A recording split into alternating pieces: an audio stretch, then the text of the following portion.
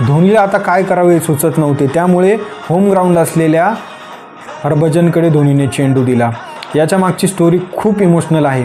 ज्यावेळेस हरभजनकडे धोनीने चेंडू दिला त्यावेळेस हरभजनला देखील सुचत नव्हते की आता काय करावे, कारण उमर अकमल त्या मापाचा खेळ हा करत होता। हरभजनने बॉल हातात घेतला, देवाचे नाव घेतले, देवाकडे प्रार्थना केली की कुठल्याही परिस्थितीत ही विकेट मला मिळाली पाहिजे। हरभजन बॉलिंगला आला, हरभजनने त्याचा अस्त्र दुसरा बॉल टाकला, जो बॉल अकमलला समजला नाही। अकमल प्लेड करायला गेला पण तो बॉल अकमलच्या बॅटच्या साईडने येऊन स्टंपवर आदळला।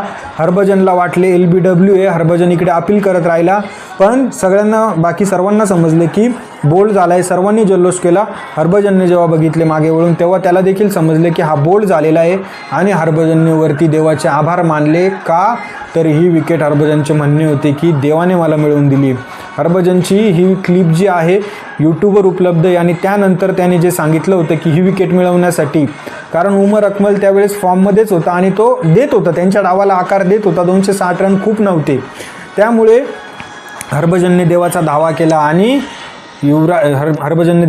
केला आणि विकेट ही भारतीय संघाला उमर अकमलची मिळाली। उमर अकमलची ती विकेट अतिशय मोक्याच्या वेळी आणि क्रुशियल क्षणी आली असली तरी भारतीय संघ हा सुटकेचा निश्वास टाकणार नव्हता। संकट अजून टळलेले नव्हते।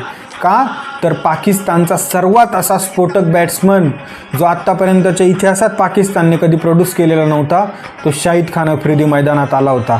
तो पाकिस्तानचा कॅप्टन देखील होता आणि संपूर्ण स्टेडियममध्ये असलेल्या प्रेक्षकाला, टीव्हीवर मॅच बघणाऱ्याला, बॉलिंग करणाऱ्याला, बॅटिंग करणाऱ्याला, नॉन स्ट्रायकर एंडला फिल्डिंग करणाऱ्याला प्रत्येकाला माहीत होतं की या प्लेअरमध्ये ती क्षमता आहे की तो स्वतःच्या एकट्याच्या जीवावर पाकिस्तानला सामना एक हाती काढून देऊ शकतो। आणि त्यामुळे सर्वांनी ज्यावेळेस हा आफ्रिदी मैदानात आला सर्वांनी हात जोडले आणि देवाचा धावा सुरू केला। हरभजनसाठीची प्रार्थना आणि संपूर्ण भारतीय संघाने आणि भारतीय चाहत्यांनी केलेली प्रार्थना ही त्यावेळेस फळाला आली आणि हरभजनचा अनुभव त्यावेळेस कामी आला। त्यामुळे फुलटॉस अशा चेंडूवर आफ्रिदी आऊट झाला व संपूर्ण स्टेडियम एका तालासुरात न्हाऊन गेले।